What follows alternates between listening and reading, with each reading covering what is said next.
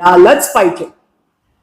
आता पुण्याला जी कालवा सल्लागार समितीची बैठक झाली, त्या बैठकीमध्ये नेमकं काय ठरलं अशी माहिती मिळते की आशाताईंनी खूप आक्रमकपणे मुद्दे मांडले. नेमके काय मुद्दे मांडले, कोणते विषय मार्गी लागले? प्रश्न असा होता की त्या ठिकाणी ज्यावेळी अधिकाऱ्याने माहिती दिली, माहिती देत असताना सरासरी मागील 2 वर्षापेक्षा 6% पाणी कमी आहे असं जेव्हा त्यांनी एकंदरीत संपूर्ण पाण्याच्या साठ्याबद्दल माहिती दिली, त्यानंतर मला जो प्रश्न माझ्या मनात सतावत होता तो मी त्यांना विचारला की पालकमंत्रीजी, की या ठिकाणी निश्चितपणाने आपल्याकडे 6% पाणी कमी आहे आणि इतर जे आलेले सगळे खाली ज्यांना पाणी जाणार आहे, मग तिकडचे आमदार असतील, कारखान्याचे चेअरमॅन असतील, खासदार असतील, ते सर्व सांगत होते की 1 डिसेंबरलाच पाणी सोडलं गेलं पाहिजे, 15ला नाही. जो तो आपली आपली भूमिका मांडत होता की आमच्यापर्यंत पाणी पोहोचत नाही, आम्हाला पाणी लवकर सोडावं, ही त्यांची आग्रही भूमिका होती. ती भूमिका पाहून मी कासावीस झाली आणि मग मी त्यांना म्हटलं असं की पालकमंत्रीजी, एक विषय महत्वाचा आहे की प्रथमतः ज्या तालुक्यामधून पाणी जातंय त्या तालुक्याची तहान भागते का? त्या ठिकाणी वास्तविक पाहता आमच्या तालुक्यामध्ये असणारं पठार भाग म्हणजे आणे, नळावणे, पेमदारा, सिंदेवाडी या ठिकाणी पठारावरच्या लोकांना पाणी मिळत नाही. जुन्नर तालुक्यात 5 धरणं आहेत. त्याचबरोबर वडस धरण ज्या ठिकाणी आहे त्याला लागून असणारी 9 गावं, तिथला कालवा न झाल्यामुळे त्या ठिकाणी ते लोक देखील वंचित आहे आणि गेली 25 वर्ष त्यांचा संघर्ष सुरू आहे आणि आंदोलन सुरू आहेत. एव्हाना ते जलसमाधीपर्यंत, जलसमाधी घेण्यापर्यंत पोहोचले, तरी देखील प्रशासन त्याची दखल का घेत नाही हा त्यांचा सवाल आहे. आणि मागील ज्या वेळेला सरकार होतं त्या सरकारमध्ये रामशेठ शिंदे असतील आणि मंत्री बापू असतील शिवतरे यांनी त्यावेळेला देखील आम्हाला सर्वेक्षणासाठी त्या ठिकाणी निधी उपलब्ध करून देण्यासाठी आणि सर्वेक्षण करण्यासाठी त्यावेळेला दिलेला आदेश काढलेला तो का परिपूर्ण झाला नाही असा सवाल मी त्या ठिकाणी उपस्थित केला. त्यावर प्रशासनाने उत्तर दिलं की निश्चितपणाने त्या ठिकाणी आम्ही DPR तयार केलेला आहे, सर्वे झालेला आहे. मी त्यांना हेही सांगितलं की डिंब्याचा डावा कालवा ज्याच्यासाठी आमच्याबद्दल असं म्हटलं जातं की विरोध आहे, पण मी वळसे पाटील साहेबांना सांगितलं की वळसे पाटील साहेब, आमचा कुठल्याही पद्धतीने या येणाऱ्या पाण्याला विरोध नाही, उलट आमची मागणी आहे की गोदावरी आपल्याला पाणी देत नसल्यामुळे पठारावर जे पाणी आपण गोदावरीकडनं मागत होतो तिथली परमिशन मिळाली नाही, परंतु तिथे जे जादाचं पाणी वाहून जाणार आहे ते कसं अडवता येईल त्याचं सर्वेक्षण व्हावं, ही मागच्या आंदोलनाची भूमिका होती. त्याबाबत आम्हाला सहकार्य व्हावं आणि सगळेच प्रश्न सुटायचे असतील तर निश्चितपणाने माणिकडोह धरणामध्ये ते डिंबा डावा कालव्याचं पाणी आलं पाहिजे. त्याच्याबद्दल देखील प्रशासनाने उत्तर दिलं की त्याचा देखील आमच्याकडे सर्वे DPR सगळं काही रेडी आहे. आणि मग म्हटलं वाट कसली पाहताय, हे काम झालं पाहिजे. आणि त्याचबरोबर मी हाही प्रश्न उपस्थित केला. 2 प्रश्न होते माझे. आता तुम्हाला सांगताना इतर सगळ्यांचं सांगण्यापेक्षा अनेक जण आपले प्रश्न मांडत होते, 3-4 जणांनी आपले प्रश्न मांडले, त्याच्यावर उत्तरं देखील पालकमंत्र्यांनी आणि वळसे पाटलांनी दिली. परंतु आपल्या तालुक्याबद्दल बोलायचंय म्हणून मी सरळ दोन्ही प्रश्न मांडते. दुसरा प्रश्न माझा असा होता की तुम्ही जे आधीचे सगळे म्हणत होते की आमच्याकडे पाणी पोहोचत नाही, आम्हाला पाणी मिळालं पाहिजे, मग मी त्यांना म्हटलं की उद्या पाऊस होईल की नाही होईल, कालच्या मंत्रालयात झालेल्या मीटिंगमध्ये पाऊस होईल, वादळ होईल अशी चिन्ह दिसत आहेत असं जेव्हा पालकमंत्री सुरुवातीला म्हणाले होते, मी म्हटलं उद्या पाऊस होईल की नाही मला माहित नाही.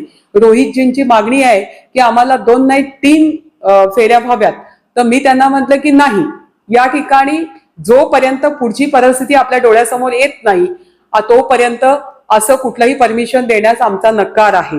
तर ते म्हणाले की किमान हा विषय झाला एवढं तर प्रोसिडिंगला घ्या असं रोहितजींनी सांगितलं. त्याच्यावर निश्चितपणाने माझा हाही सवाल होता की सगळेजण पाण्याची नड लागली, गरज भासली की सगळे म्हणतात की पाणी सोडा. पाणी सोडण्याला आमचा विरोध बिलकुल नाही, परंतु ज्या तालुक्यात धरणं आहेत तिथल्या जनतेला देखील, शेतकऱ्यांना देखील समाधान मिळालं पाहिजे. म्हणून हे जे सर्व एकाच वेळी मागणी करतात यांनी कधी विचार केलाय का की चाऱ्या, पोटचाऱ्या ज्या स्थापनेपासून आज तागायत त्याची दुरुस्ती नाही, त्याच्यावर कधी कोणी विचार करत नाही. मग पाणी सोडल्यानंतर जर ते ताबडतोब तितक्या दिवसात गेलं पाहिजे, प्रत्येक ठिकाणी पोहोचलं पाहिजे, तर त्याचं नियोजन आयोजन का केलं जात नाही? मी सांगितलं की मी देवेंद्रजींना देखील पत्र दिलेलं आहे की याच्यावर बैठक बोलवावी.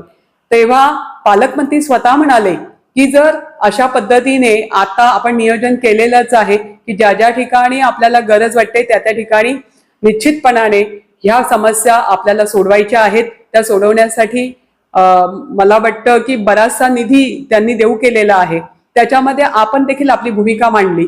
ते म्हणाले की जी पाणीपट्टी आहे ती पाणीपट्टी तुम्ही आधी गोळा करा आणि त्या पाणीपट्टीच्या व्यतिरिक्त जो पैसा लागणार आहे तो देवेंद्रजी तुम्हाला जे काही सांगतील त्याच्यामध्ये माझ्याकडून पैशाला कुठेही मागे राहणार नाही असा शब्द देखील पालकमंत्र्यांनी दिला.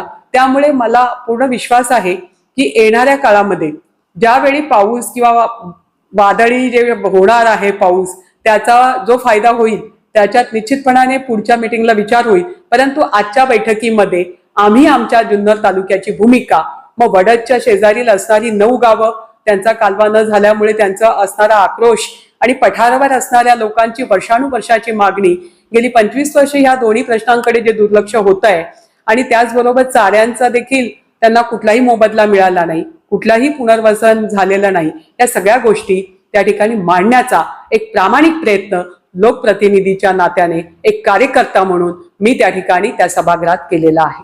यंदा पाऊस त्यावर दादांनी स्वतः सांगितलं की ताई म्हणाल्या त्या पद्धतीने निश्चितपणाने तुम्ही अधिक प्रशासनाने त्याकडे लक्ष द्यावं आणि जो काही लागेल माझा जो सहभाग असेल तो मी करेल. यंदा जुन्नर तालुक्यामध्ये पाऊस कमी झालेला आहे. उन्हाळ्यामध्ये पाण्याची चणचण भासणार आहे. पूर्व जिल्ह्यातील आमदार मंडळी पाणी पळवणार आहे. मग आशाताई बुचके यांची या संदर्भामध्ये नेमकी भूमिका काय असणार? निश्चितपणाने पाणी पळवणाऱ्याची काही पहिली वेळ नाहीये, परंतु आपण आतापासून जर सजग राहिलो, मुळात म्हणजे आपले तर लोकप्रतिनिधीच त्या मीटिंगला नव्हते. त्या ठिकाणी माझी नियुक्ती तर काल झाली, परंतु तुम्ही तर पदसिद्ध त्या ठिकाणी आहात. मग त्या ठिकाणी अतुलजी बेनकेंनी यायला पाहिजे होतं, त्या ठिकाणी आपलं प्रतिनिधित्व मांडायला पाहिजे होतं. कदाचित त्यांचा प्रश्न असा असेल कारण अजून त्यांचं ठरलेलंच नाही ते कोणत्या गोटात आहेत, त्यामुळे कदाचित ते आले नसतील किंवा मराठा आरक्षणासाठी आले नसतील. परंतु ही संधी जर त्यांनी आजच्याच मीटिंगला सगळं फायनल केलं असतं तर कदाचित उद्याच्या काळामध्ये ती प्रोसिडिंग कायम होऊन तशाच पद्धतीने कारभार चालू राहिला असता आणि आपल्यावर अन्याय झाला असता. तो टाळण्याचा प्रामाणिक प्रयत्न त्या ठिकाणी मांडण्याची भूमिका मी केलेली आहे. जुन्नर या ठिकाणी जरांगे पाटील आले होते त्यावेळेस तुम्ही नव्हते, त्याचा तुम्ही खुलासा केला. आम्हाला अशी माहिती मिळते की जरांगे पाटील यांनी तुमची कुठेतरी खेड मंचाच्या दरम्यान भेट झाली. दोघांच्या भेटीमध्ये काय ठरलं? निश्चितपणाने मी लवकर येण्याच्या दृष्टीने खेडकडनं खूप गर्दी असेल पण मी सारखं फोनवर माहिती घेत होती. त्यांनी नारंगाव सोडलंय आणि ते मंचकडे रवाना झालेले कळलं आणि मी आळंदीमधूनच येत होती मधल्या रस्त्याने. निश्चित आम्ही पेठच्या घाटाच्या तिथे आलो आणि तिथेच ते देखील थांबले आणि त्या थांबल्यानंतर तिथे गेल्यानंतर कार्यकर्ते सगळेच ओळखीचे असल्यामुळे ताबडतोब माझी गाडी बघितल्यानंतर त्या ठिकाणी माझी आणि त्यांची भेट करून दिली आणि भेट झाली ती अगदी चांगल्या प्रकारे झाली. मी त्यांना मराठा आरक्षणासाठी त्यांनी जो बंड पुकारला आहे, त्यांनी जी धुरा हातात घेतलेली आहे, त्यांच्या पाठीशी जसे तरुण आहेत, ज्येष्ठ आहेत, मराठाचे सर्वच लोक आहेत, आम्ही महिला देखील त्यांच्या पाठीमागे सक्षमपणे आहोत, अशा पद्धतीने मी त्यांच्याशी संवाद साधला. त्यांनी देखील माझा संवाद आणि त्यांचा संवाद, आमच्या दोघांचा संवाद संपूर्ण असणाऱ्या मराठा आरक्षण मिळावं याच्यासाठी संघर्ष करणाऱ्या कार्यकर्त्यांनी देखील तो ऐकला आणि पाहिला. तब्बल 80 वर्षांची दर्जेदार आणि यशस्वी परंपरा असलेले महाराष्ट्रातील सुप्रसिद्ध राजूर येथील पन्हाळे पेढेवाले आपल्या नारायणगाव वासियांच्या अविरत सेवेत रुजू आहेत. या सणासुदीच्या काळात आमच्या ग्राहकांसाठी घेऊन येत आहोत खास म्हशीच्या दुधापासून बनविलेला व लाकडी भट्टीवर तयार केलेला स्पेशल कंदी पेढा. आता आमचे तूप, फरसाण, मैसूर, सोनपापडी सुद्धा उपलब्ध. कमी साखर, गुणवत्तेशी कुठल्याही प्रकारची तडजोड नाही. मंडळी, या सणासुदीचा आनंद पन्हाळे पेढेवाले सोबत नक्कीच द्विगुणित करा. आमचा पत्ता पन्हाळे पेढेवाले, एसटी स्टँड समोर, नारायणगाव.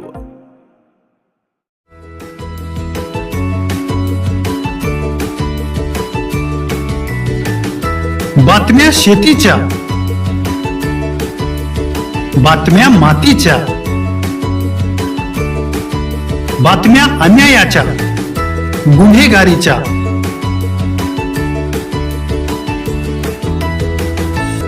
राजकारणाच्या आणि समाजकारणाच्या,